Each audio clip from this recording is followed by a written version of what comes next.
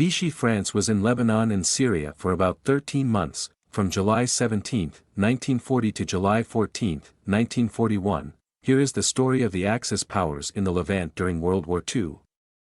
On July 17, 1940, after France fell to Germany in June of that year, the French in the Levant announced their loyalty to the Vichy government. This was led by Gabriel Pouz, the High Commissioner in Lebanon, who declared his loyalty to the Vichy government. This was a sign that the French mandate in Lebanon was subordinate to the Pétain government. Pouz remained in Beirut for 5 months after France's surrender, until he was dismissed by the Vichy government in December 1940. On December 30, 1940, General Henri Dentz succeeded him as High Commissioner and Commander-in-Chief of the French Army in Lebanon and Syria.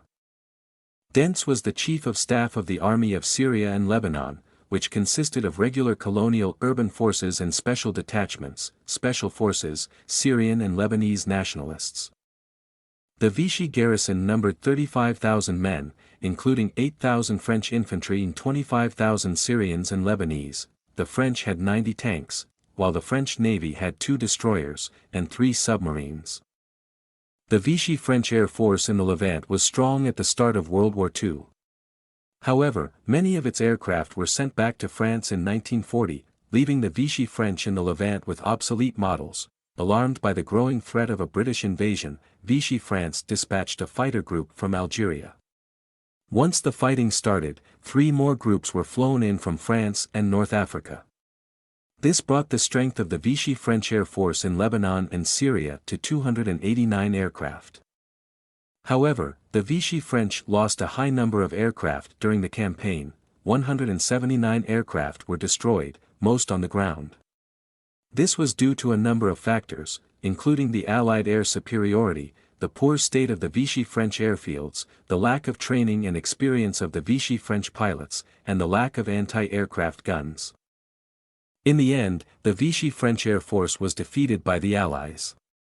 However, it put up a fierce resistance and inflicted significant losses on the Allied forces. Now for the Allied forces during the Syria-Lebanon campaign consisted of, the British Empire forces were the largest contingent of Allied forces in the campaign, with strength of about 34,000 men. They were well equipped and well trained, and they had the support of the RAF and the Royal Navy. The Free French forces were about 5,000 men strong.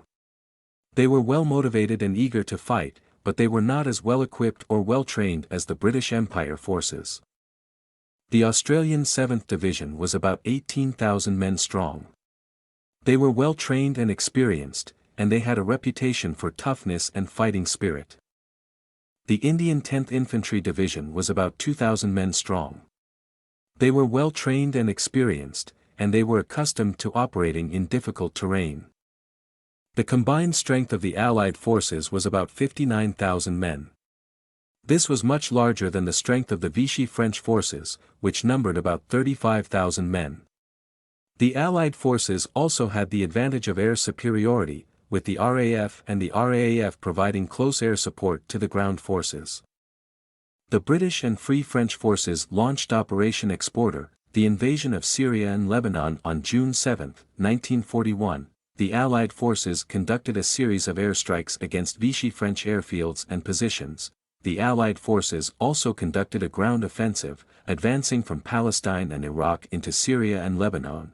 The Vichy French forces put up a fierce resistance, but they were eventually overwhelmed by the Allied forces. The campaign ended with the signing of the Armistice of Saint-Jean-d'Acre, in which the Vichy French forces surrendered to the Allies. The Armistice of Saint-Jean-d'Acre stipulated that the Vichy French forces would surrender their weapons and equipment, and that they would be repatriated to France. Syria and Lebanon would be placed under the control of the Free French. The Syria-Lebanon campaign was a relatively short campaign, lasting 5 weeks from June 8 to July 14, 1941. However, it was a costly campaign, with the Allies suffering over 3,000 casualties and the Vichy French forces suffering over 18,000 casualties, killed, 3,000 wounded, 5,000 captured, 10,000. The campaign was a major victory for the Allies and helped to secure their position in the Middle East. It also had a significant impact on the history of Syria and Lebanon. The campaign helped to end the French mandate over the two countries, and it paved the way for their independence in 1943.